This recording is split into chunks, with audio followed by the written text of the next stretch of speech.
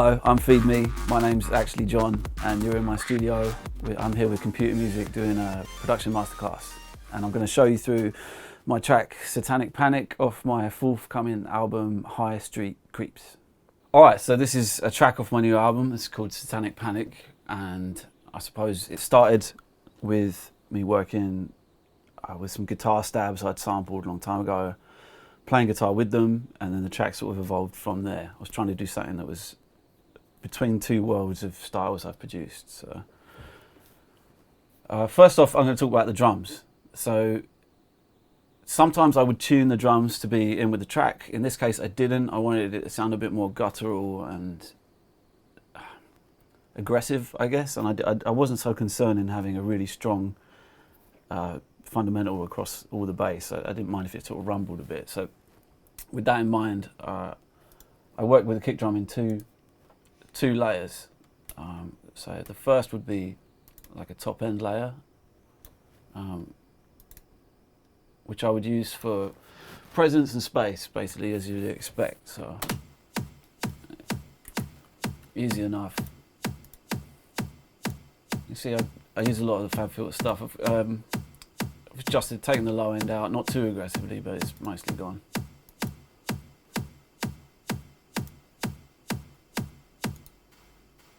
And then on this one, I've got literally just for space, so quite wide, pushed back, EQ to fit with the rest. I don't want to see any large spikes or anything. I want a nice flat response. But the other thing I would say about this loop that makes it interesting, because I'm trying to always make sure that the loops are interesting on their own, is that I love pre-transients on everything, and I think it has a big part in psychoacoustics and how it sounds sort of is hitting you. So I'm always trying to add them or see where I can fit them or how they might help a loop not sound so digital to me, basically. So in this instance, I've got this is the reverb kick I just showed you, and then underneath, presence thud, nice and clean and short. These have probably been adjusted for volume envelope as well. And then here, I'm doing the opposite. I'm using just a generic hi-hat, but reversed. So it's coming in to the sound and providing a lead in to each kick. I always think this just gives more rhythm. And to be honest, if I hear tracks without this, I generally don't like them. So I guess it's personal, but at the same time, I've always done it. Ever since I sort of started or discovered it, I've never really gone back. The second is the low end of the kick, which is running on a similar principle. It's a kick I made a while ago and tends to work in a sort of atonal way. It's not too focused around a bass note.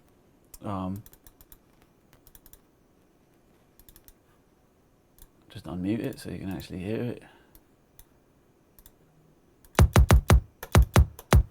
So it's a combination of some very processed hi-hats, again providing a pre-transient, and a quite quick, dense thud without too many harmonics, but it always tends to come through when I use it. So I like the shape of it too. It pushes in at the limiter a bit as it goes on.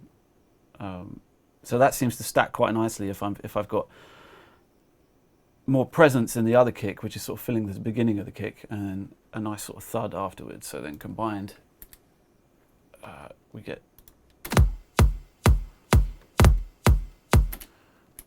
I spend a lot of time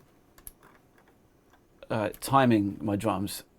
I really like phase alignment, and I think it's pretty much essential.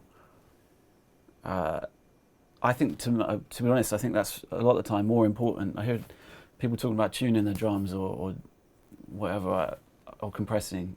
I would say a lot of the time they're compensating for poor phase alignment, and when you get two kicks to interact with specific timing, you can get a much nicer effect than if they were just sort of sound like they should be together, but for some reason aren't behaving. Fruit Loops is great for phase alignment. It's easy to knock sounds backwards and forwards in the sequencer just with a roll, and then on top of that, every single sampler you use gives you the option to reverse the polarity, which is a quick way of testing if your sound is in or out of alignment or causing phasing issues somewhere within it. So I sort of accidentally learnt this early on, and it got me thinking right from the beginning of when I started producing about why this happened and researching sort of the science behind it, and that sort of led me to always take great care in it. And I think sometimes you can shortcut to a good sound much faster using that principle than messing around with compressors or just adding more and more layers to try and fill in spaces that you're actually accidentally removing with phase alignment or phase cancelling. So together the two sounds should be nice and lined up.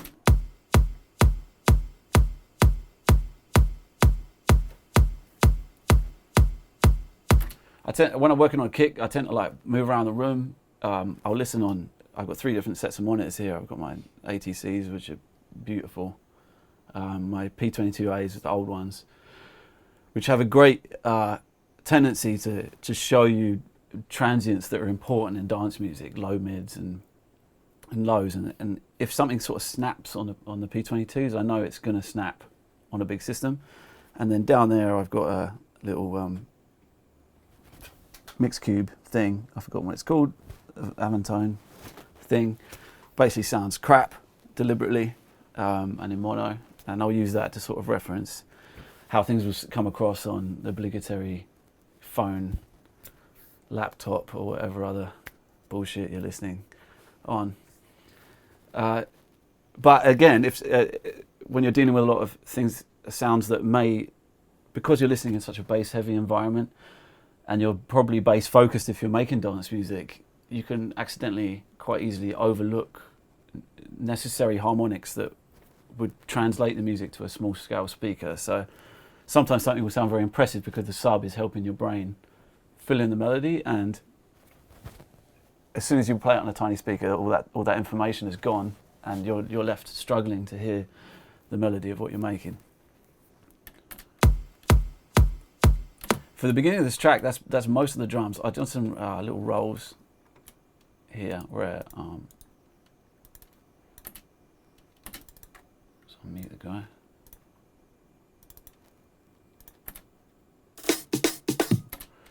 These are old drum breaks. I think sort of a way I've always worked. This is old now, but I still love it. It's Fruity's in-house slicer. They have a Slice X, which is an updated version, which I don't like as much. This is extremely fast, easy to edit. I can reverse individual samples, drop stuff straight in, and adjust it as much as I need. It will also remove clicks from the start and end if you've got problems. These are probably old breaks or drum and bass breaks that I made, and what I would always do with a break when I finished it is bounce it out half speed so that there's good decay on all the hits, and just keep that in a folder. And then if you can see on the left, I save every month. I save all the sounds I've made that month, going back from, I've got everything I've made from 2007 December by month up until this month, which is sort of frightening to look at actually. But in there I'll sort of store breaks and archive them, so when I want a drum roll I can go back and grab stuff where I know where I've sort of individually worked on all the transients on these hits, and they're all sort of doing things I like. So I find a lot of the time with tracks like this I need fast solutions or I'll lose inspiration, because the main part of the track might be more of a sort of fleeting feeling that I'm trying to capture. So with that in mind, it's nice just to be able to bang one of these in from a folder and get on with it. So there's the drum roll. Okay, so I think next up in importance in the track would probably be the bass line. That's sort of where there's a sort of shift in the track, which I wanted, where everything's sort of stripped down to just those two elements for a time. And I think I started working on it, as far as I can remember. I pulled up an old patch I'd made here, where I always like working in FM8. It's difficult and requires sort of careful fiddling around, and I like sort of getting lost in that space. So with that in mind, This is an older sound I made. This is just sort of straight out of the synth, which had a sort of a nice sound to it, and I think I worked with that with the kick drum for a little while, but wasn't really getting what I wanted, so I programmed some new stuff. So then I went to this, which was a lot more satisfying, I thought.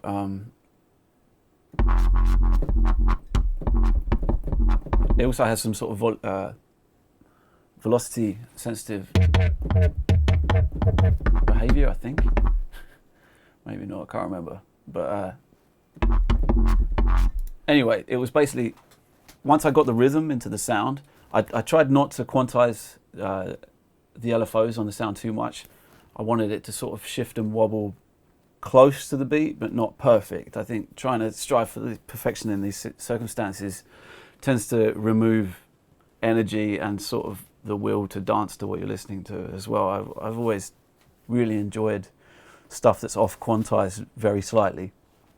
I think it's sort of overlooked. It's sort of like the same thing with the phase alignment. I just think it's something that most people overlook with electronic production, and hearing something religiously on the grid with everything, it, to me, is like when people leave their delays bang on the grid and they never drift or move. I don't like that sort of thing. So with that in mind, I made lots of iterations of this sound, moving in different ways, just having fun, stacking them up. So I can go through them. There's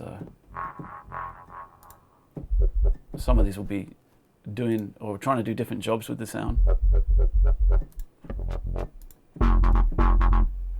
I've got a more complex envelope on this one, a little slightly different tone.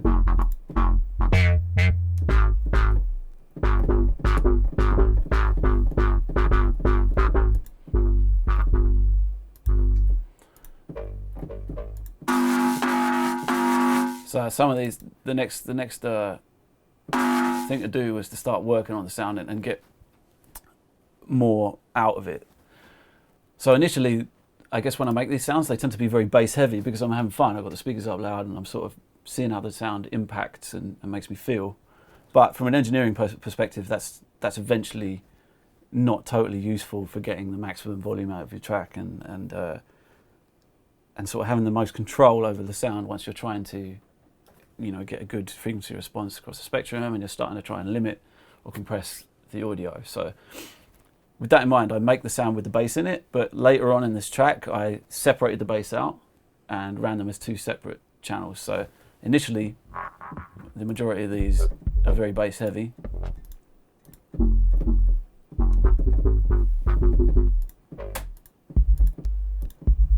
There we go. So this is one where these are the bass separates. So initially I've got here's the original sound. Then if I go to the channel, I'll start showing you what I did to it.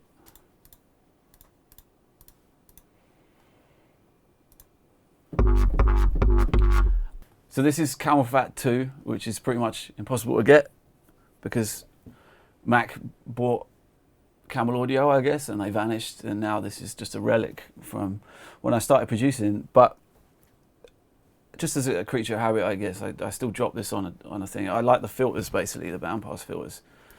They're easy to manipulate. You can link them. I like the resonance curves they've got. They tend to be present, but not overly aggressive. I don't really use the rest. That's literally what it's doing, is giving me the option to bandpass stuff. So that's sitting there. Then I've got Pro R, probably the most versatile reverb on the market now. Love it. What more can I say? I'm getting rid of the low end out of it, boosting the top a bit, just trying to brighten the sound up and give it a space. Usually trying to make sure that most of that space is in the stereo field and not in the mono.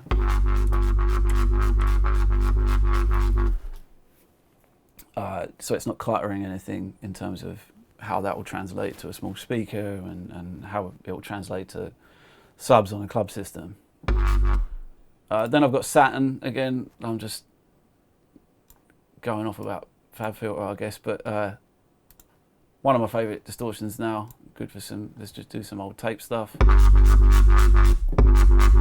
Grab it a bit. And some EQ. So this is where it starts to get, this is where I start to separate the sound out. So this is completely removing the low end, and it looks like I got rid of some weird harmonics as well. Yeah, so I had this weird spike here. That's no good. You don't want that sort of grating at your ear. And then here. But I mean, that sort of tone is nice, but when you're sort of going for something that sounds big, you tend to want to scoop the middle, I think, to give it the impression of size. It sounds bigger and further away with a scooped center in the frequency response.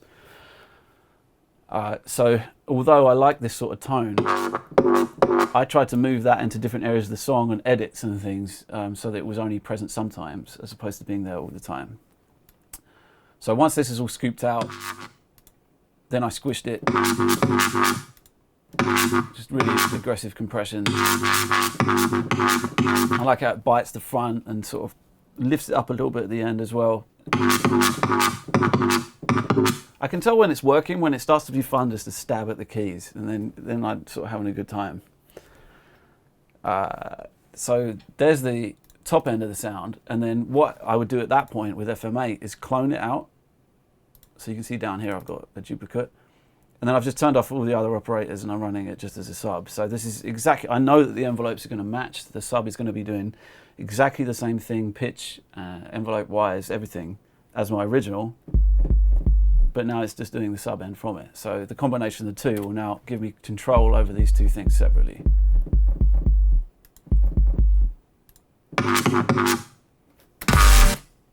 That clanged.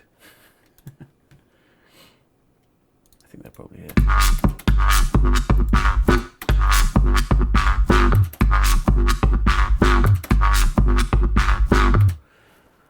All right, so to talk a little bit about the intro of the song, which sort of sets the tone, also subverts the tone a little bit, I think, hopefully, but I wanted something that was a big announcement, sort of bombastic sound to it. I've always enjoyed trying to combine things into simple sampler segments. I have a lot more fun that way, and that's sort of how I started doing Feed Me, was using that process. So basically, I played chords I liked into a MIDI, just got them down and moved around with them and found sort of inversions or whatever that I liked. Then I combined that with across like a bass noise, an organ, a piano, all in unison, and then played guitar with it too, and then bounced that out. And then once I've got that out, I can chop each chord into a single key hit and then play them in succession quickly. And that, I'm a reasonable pianist and guitarist, but I could never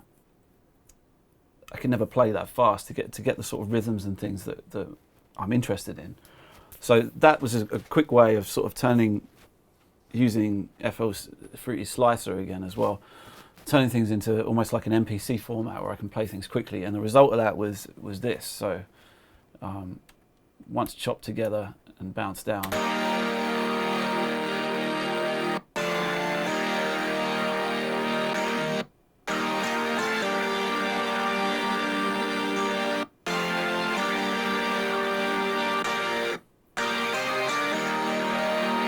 That was the progression I liked. It had like a sort of everlasting quality to it. It doesn't fully resolve in the way you want, so I felt like it wants to keep going.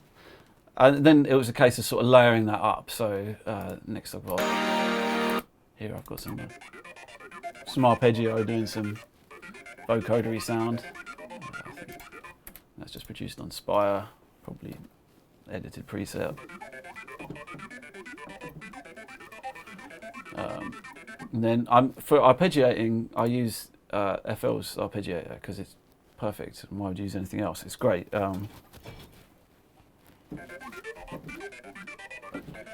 It just has a nice logical way of working. It's super fast to use, and it normally, just because of the quick interface and I'm used to using it, I can sort of outperform the in-house, VST's arpeggiator should it have one. So it's easy to.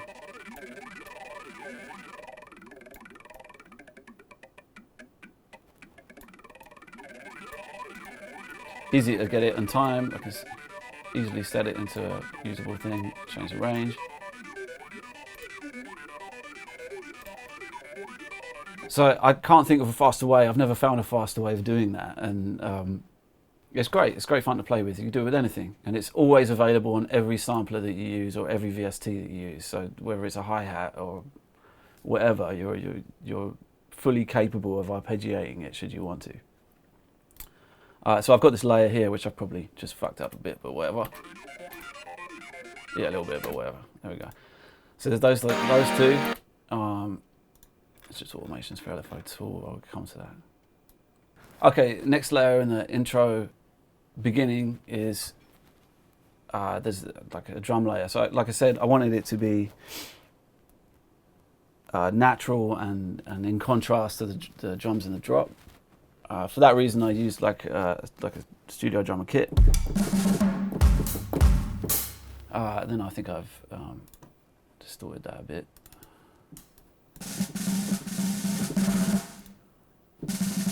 Yeah, so I'm sort of driving the low end into a distortion a bit deliberately. I want it to break up on the low end, which I think is, you know, a lot of the rock I like is mixed that way. Then obviously I'm removing a lot of that afterwards. So I'm getting the tones of the distortion without getting the huge frequency boost of the distortion, which would encroach on the mix of the tune later. So I'm basically distorting it with boosts and then EQing those back out afterwards. Stopping any rumble in there as well. Then I've got some bass. I don't know why there's two.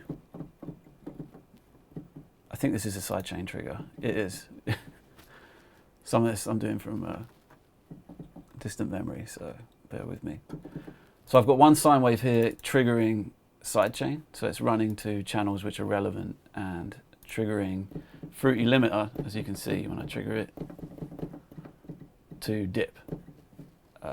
I like doing it this way. I mean, I would use Duda's LFO tool a lot of the time if I'm using sidechain on a regular 4/4, or if I want to do like creative gates.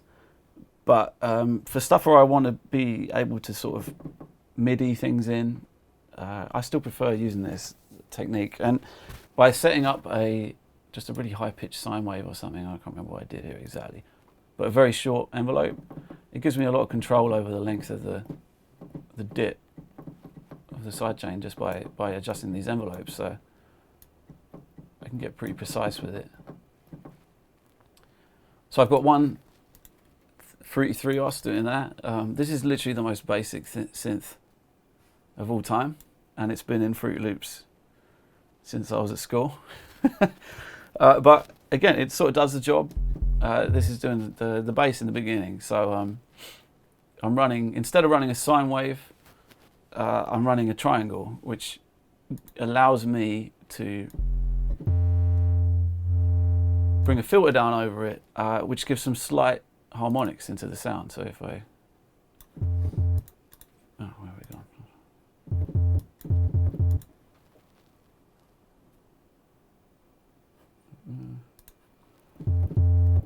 Yeah, as you can see, that is not a sine wave response. There's harmonics all the way down, which translates brilliantly for getting a sub to come across on small speakers. You're going to have some harmonic content in your bass line, as opposed to it just being a pure tone which vanishes as soon as it drops off the end of the speaker's response.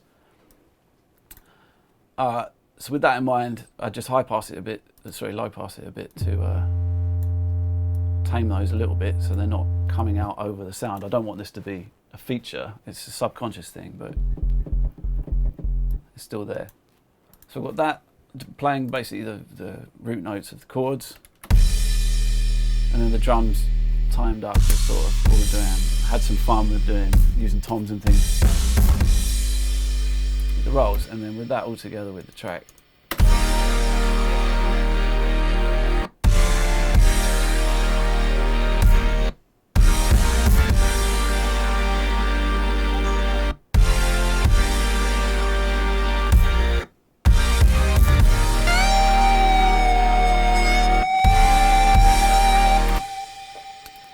Alright guys, that's all we've got time for. If you want to see the rest of the video we shot about Satanic Panic, you can get the issue of Computer Music magazine, and there's like more video in that and stuff. Thanks very much for watching me, and, you know, whatever.